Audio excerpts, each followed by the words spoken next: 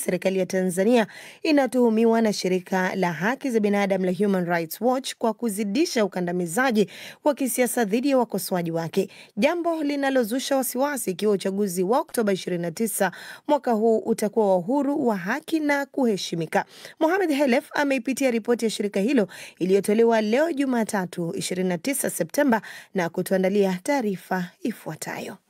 Kwa mujibu wa mtafiti wa Human Rights Watch kanda ya Afrika, Nomatamsanka Masiko Mpaha, mamlaka nchini Tanzania zinapaswa kuchukua hatua za haraka kulinda heshima ya uchaguzi wa mwezi Oktoba, ambayo hadi sasa inaonekana kuwa hatarini. Mtafiti huyo ameongeza, na hapa namnukuu, serikali inapaswa kuacha kuziminya sauti za wakosoaji na badala yake kufanya mageuzi ya maana kuhakikisha uchaguzi huru na wa haki na wa heshima, mwisho wa kumnukuu. Katika ukusanyaji wa takwimu za ripoti hiyo iliyopewa jina la ukandamizaji mkubwa unatishia uchaguzi, Human Rights Watch inasema ilizungumza na watu 24 baina ya mwezi Julai na Septemba mwaka huu, miongoni mwao wakiwa wanaharakati wa asasi za kiraia, wanasheria, viongozi wa dini, wasomi, waandishi wa habari na wanachama wa vyama vya upinzani, wakiwemo wahanga 8 wa udhalilishaji kutoka Tanzania bara na Zanzibar. Mmoja wa viongozi wa dini aliambia shirika hilo kwamba haki za watu kuwa na maoni tofauti na serikali sasa iko hatarini, akitaja matukio yasiyo na maelezo ya watu kutoweka, kutekwa na hata mauaji.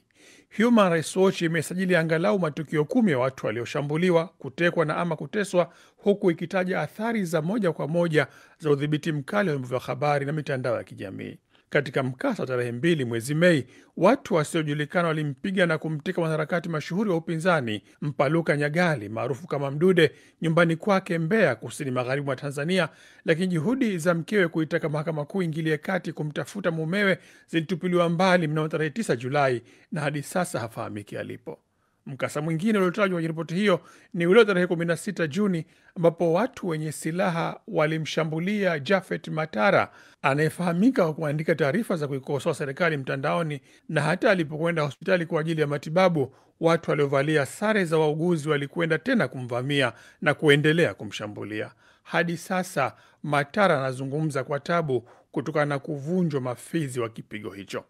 Kuelekea uchaguzi wa Oktoba 29, tume huru ya uchaguzi imemwondosha mgombea wa urais wa upinzani chama cha ACT Wazalendo Luhaga Mpina, huku wafuasi wa chama kikuu cha upinzani ambacho kimeamua kutoshiriki uchaguzi huo, Chadema, wakiandamwa kila mara jeshi la polisi. Kiongozi wao Tundu Lissu anakabiliwa na kesi ya uhaini na anapigania haki yake mahakamani.